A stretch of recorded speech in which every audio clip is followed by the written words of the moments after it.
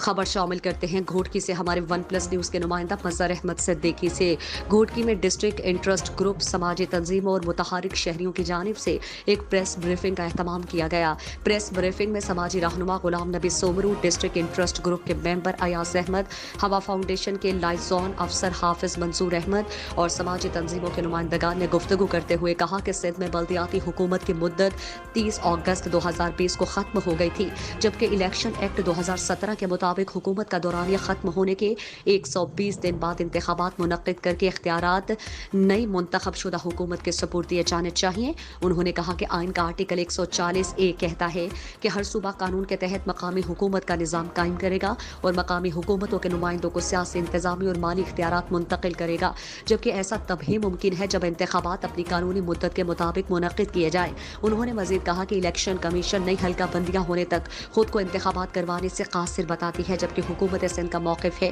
कि 2017 में होने वाली मरदमशुमारी के बाज़ाबिता नताइज जारी होने से पहले नई हल्का बंदियां होना मुमकिन नहीं। ऐसी सूरत हाल में इंतखाबात ताख़ीर दर ताख़ीर का शिकार होते जा रहे हैं और आवाम मकामी सतह पर हक़ हुक्मरानी से महरूम हो रही है। हवा फाउंडेशन के लाइजोन अफसर हाफिज मंसूर अहमद ने कहा कि CPDI घोटकी शहर में तरक्की याफ्ता पाकिस्तान के लिए जमहूरी मकामी तर्ज हुक्मरानी के प्रोजेक्ट पर काम कर रही है, जो गुज़श्ता 4 साल से जारी है और इस दौरान शहरियों और मकामी हुकूमती नुमाइंदगान के दरमियान खलिज को दूर करने के लिए मुतादिद सरगर्मियाँ मुनक्किद की गईं, जो शहरियों का मयार ज़िंदगी बेहतर बनाने में मुआविन साबित हुई। मगर जबकि मुंतखब मकामी हुकूमत मौजूद नहीं तो शहरियों को अपने मसाइल हल करवाने में मुश्किलात का सामना है। इसलिए मुक़्तदिर हलकों से गुजारिश की जाती है कि इंतखाबात में हायल कानूनी पेचीदगियों को हल करके जल्द अज जल्द इंतखाबात का इनेकाद करके इख्तियारात नौ मुंतखब मकामी नुमाइंदगान के हवाले किए जाएँ।